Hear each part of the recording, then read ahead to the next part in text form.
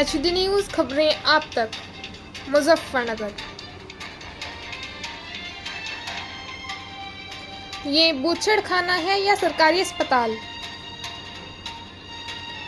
मुजफ्फरनगर जनपद के रुड़की रोड स्थित जिला अस्पताल में इलाज के नाम पर एक मामला प्रकाश में उस वक्त आया जब समाज सेवी मनीष गुप्ता अपने रुमाल अस्पताल प्रांगण में बिछाकर धरने पर बैठ गए।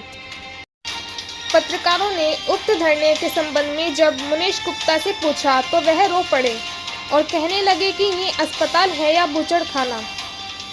सुनिए क्या बोले समाज सेवी मनीष गुप्ता। इलाज के नाम पर पीड़िता से क्या हुई रिक्वायरमेंट। अस्पताल में गरीबों की लुटाई, ऑपरेशन में 15-20 हजार रुपए लेने। आपका कुंती क्या हुआ जी आपके साथ में? हमारे बेटे का चोट लगी हुई है, गोड्डे का ऑपरेशन बोल रहा है। हम आए थे उसको लेकर, मैं कहा चल भाई सरकारी में हो जाएगा फ्री से। भाई गरीब छोटे बच्चे हैं उसके, कहाँ तक ला पाएगा इतना पैसा। अब हम आए, फिर इन्होंने बोला कि भाई ऑपरेशन करा लो, नहीं तो प्लास्टर लगवा लो। मगर जी प्लास्टर तो ठीक हो जाएगा, कर लेगा भाई, गारंटी नहीं ले सकते। तो मगर फिर कर लेगा तो ऑपरेशन करा लो।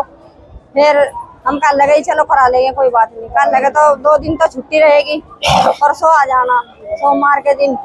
फिर हमारा कल बोला था कि परसों को आकर, कल को आकर जांच करवा लेना। जांच भी नहीं हुई, कल भी बेड पर लिटा लिया, बोतल लगा के ऐसे ही पड़ा रहा। फिर वो घर चला गया, वो घर पे ही जा लिया।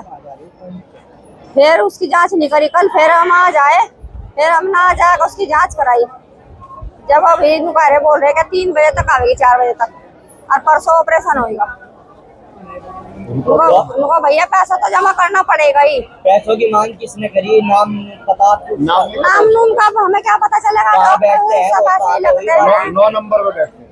वहाँ पर बैठे थे जो, वहाँ भी और वहाँ पर भी कर रहे थे, जहाँ कागज जमा हो रहे कर लेके भाई, बिना पैसे के तो ऑपरेशन नहीं हो सकता। अच्छा, जैसे भी इन्होंने बताया कि आपको ये भी कहा अगर पैसे नहीं देने के ऑपरेशन नहीं होने का और दूसरा पैर खराब कर देंगे, इसमें कितनी सच्चाई है?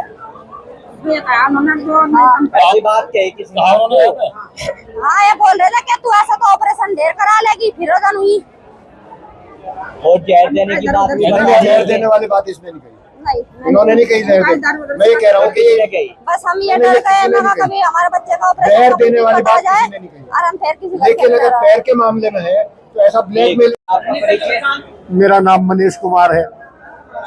मैं एक सामाजिक कार्यकर्ता हूँ। पिछले 50 साल से इन गरीबों में ही घूम रहा। मनीष जी घंटे भर से धरने पे बैठे हैं यहाँ, आप क्या पूरा मामला हुआ जी? मामला ये है कि लड़वा की है कुंती, इनका फोन आया। ये लड़वा की अनीता है। इन्होंने कहा मेरे लड़के का ऑपरेशन होना है। मैंने कहा तुम जाओ CMS से मिलना, मेरा नाम लेना। ये मिली, उसने तसल्ली से बात करी। फिर ये ब्लड अपना चेक कराने गई। पहले दिन ये आई थी, इससे 16,000 रुपए मांगे थे। रक्त वाले ने कहा जो जांच कर रहा था कि रुपए अगर जमा नहीं कराओगी तुम्हारा इलाज नहीं होने का। CMS को कोई हम किसी की नहीं मानते। किसने कही थी ये बात? ये एक जो रक्त पेता और एक यहाँ बैठा है 9 नंबर में, क्या नाम है? नाम बेटे मैं जानता नहीं उसका। उसके बाद मैं आया, मैंने उससे पूछा, मैंने कहा इससे रुपया किसने मांगे? इस तरह वो मेरे पे भी भड़का बुरी तरह, और इसको इतनी धमकियां दी कि दूसरी टांग भी हम ठीक नहीं होने देने के, यहाँ तक ये शब्द कहे उन्होंने। इससे मुझे गुस्सा आया और मैं रुमाल बिछा के इन्हें दोनों को लेके यही बैठ गया। अगर अस्पताल में डॉक्टर कंपाउंडर ये कहेगा कि अगर पैसे नहीं दिए हम दवाई में जहर मिला देंगे, हम टांग ठीक नहीं होने देने के। ये बूचड़ खाना है, सरकारी अस्पताल है। ये ब्लैकमेल कर रहे हैं। ये डर गई बेचारी, इसलिए मेरे से भी अपनी शिकायत नहीं की। बड़ी हिम्मत बंधा के मैं इसे लाया। मगर बेटे तेरा इलाज कलेक्टर जैसा होगा, तू चल तो सही, एक बार बोल तो सही। तब जाके इसका हौसला खुला। बताइए, ये दलित जाति से है, मेरी बहन है। ये बेरोजगार है, इसका बच्चा बेरोजगार, पति बेरोजगार, लड़का एक्सीडेंट में उधर बैठा हुआ है। वो उसका ऑपरेशन अगर नहीं होगा, ये 15-20 हजार रुपए कहाँ से लावेगी? इस तमाम के खिलाफ मैं बैठा। CMS साहब ने बड़े मधुरता से मेरे से बात करी थी जब मैं आया था, मेरे से पहले जब मैं मिला था, आज भी करी। लेकिन जो सिस्टम है अस्पताल का, जब तक हम और आप मीडिया वाले गरीबों के, ये जो गरीब यहाँ खड़े हैं, मैं इनकी बात कर रहा हूँ, इनके हित में है। ये कोई नेतागिरी नहीं है, ये इलेक्शन नहीं है, ना मुझे चुनाव लड़ना, लेकिन इन गरीबों के हित में।